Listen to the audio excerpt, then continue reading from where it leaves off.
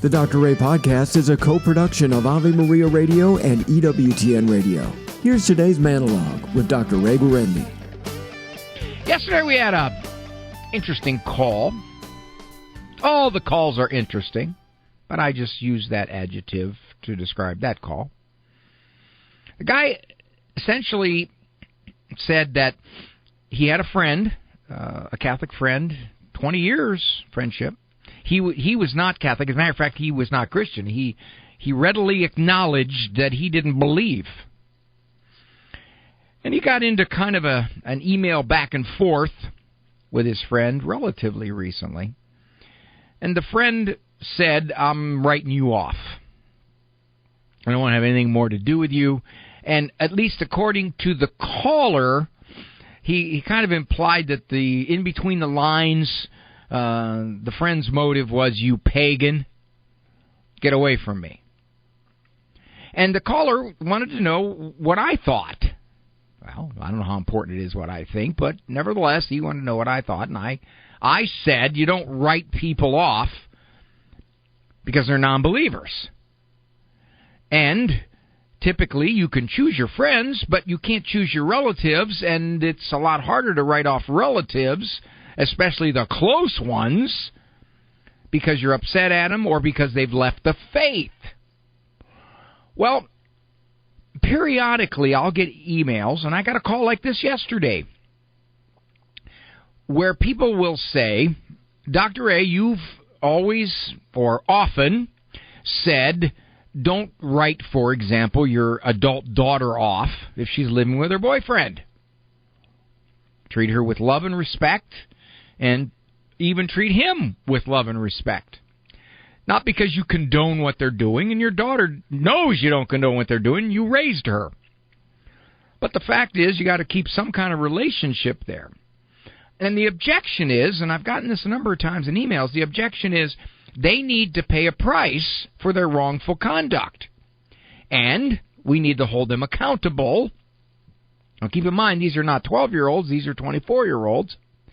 We need to hold them accountable for what they're doing. And one of the ways we can hold them accountable is to limit or curtail or totally sever contact. And I struggle with that. I struggle with that one a lot. Because, well, first of all, if in fact they have rejected the moral system, and that's very common, and furthermore, it may not be your adult child, it could be a friend, or it could be someone you know, or it could be a co-worker who doesn't at all believe the things that you believe. They don't accept it. They don't guide their life by it. So for you to say what you're doing is wrong, they would look at you. What are you talking about? I don't agree with that. I don't buy that at all. I'm not doing anything wrong. So one might make the argument, well, natural law would indicate that they're doing something wrong. Yeah, well, they're not being moved by natural law. So the question becomes, how much do you push on someone who does not believe? They're not a Catholic, they're not a Christian, they don't believe morally at all. How much you push on them? That's the first thing. You try to have some kind of relationship with them. If, for example, it's your brother-in-law married to your sister, he's not a believer at all. All right, so you tell him he's wrong, and he looks at you like, be quiet, don't buy it. You have your belief system, I have mine. But let's cloudy up the picture.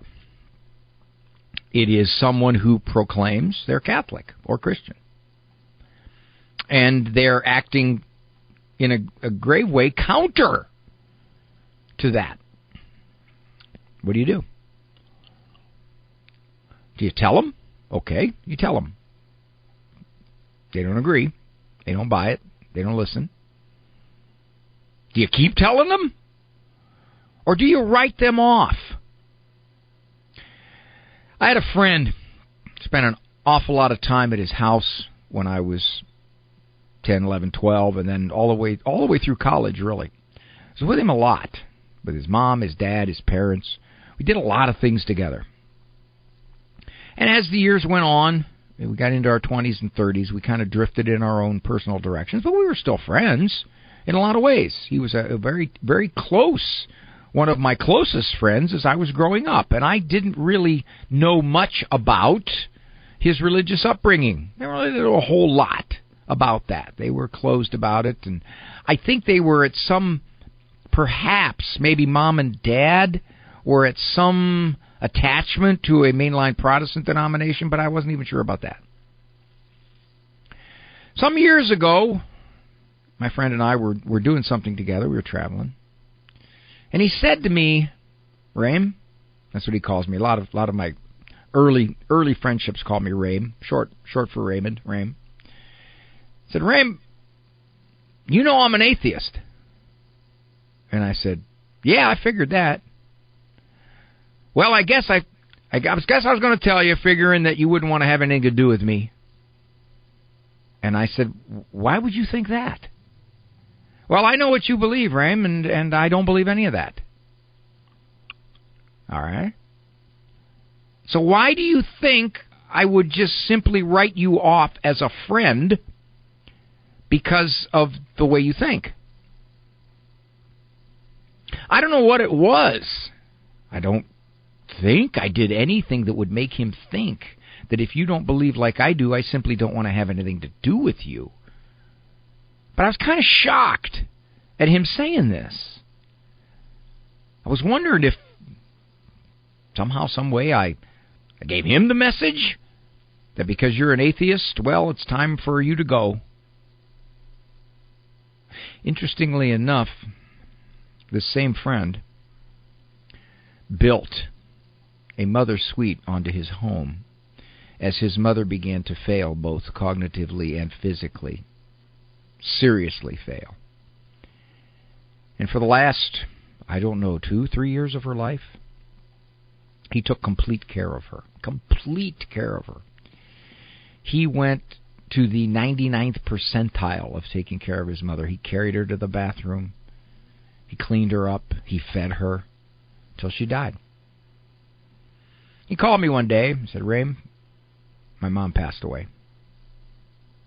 And I knew her pretty well because when I hung around their house, she was in the midst of her child-rearing days. And then her husband passed at 67, and I was in college when he did, and I thought he was an old man. Well, that changes. And I said to him, I know you don't believe, but if there is a God up there, He's really got to respect what you did. And he said, well, I appreciate that. I appreciate that very much. So he was moved to do something incredibly sacrificial. There was his mom was definitely confused, and in many respects extremely difficult to take care of because she was so incapacitated cognitively and physically. But he did it all the way to her death. And he said to me, my mom gave me everything in her life. She lived for me. Least I can do is to live for her in these last days. I don't know, as he's gotten older, whether he's continued to doubt whether a God exists or even declares one doesn't exist. But I would never, ever write him off because of that. If I were to separate myself from those people in my life who are misusing the Catholic faith, or who are non-believers, or who even think that I'm going to go to hell because I'm a Catholic, I would have a very shrinking social circle. I had a friend call me once. He wanted me to talk at his son's funeral. He was not attached to any religion whatsoever. His son was 21, and he didn't negotiate a curve. Crashed into a pole, and he died at age 21. And he said, Ray, would you speak at the calling hours? I said, sure. Be glad to do that for you. Now, I don't know what exactly his belief system entailed at that time. But apparently, in the relationship that we had, he saw something that would move him to ask me to do that. Not that I'm some holier-than-thou guy, but I think that it was just part. And interestingly enough, as I've talked to him more lately, he's becoming more overt in talking about his belief system. And by the way, we had a call yesterday. One more thing, I'll go to your calls. I had a call yesterday where a fella said, this is the same fella, who said, I don't believe, and then he more or less talked about how science has just basically blown matters of faith out of the water, and I shared with him some books he might be interested in, some websites. And interestingly enough, I just found out, Andrew, you told me this. I don't know if this is Dawkins. I think it was Dawkins, one of these very overt new atheists whose goal in life was to drag people away from this Christianity because it was such a horrible, awful, evil thing that was brought upon the world. In a most recent debate, this was a shock heard around the world, at least in that world, he said he wasn't an atheist anymore. He was an agnostic. And his answer was, my curiosity is trumping my skepticism. Fascinating. Very overt, out loud, in your face, you foolish Christians, atheist, saying, well, I'm not really a total atheist anymore. More of Dr. Ray's Manologues can be found on his website, drray.com. Manologues, as well as full-length programs of The Doctor Is In, can be heard at AveMariaRadio.net and EWTN.com/radio.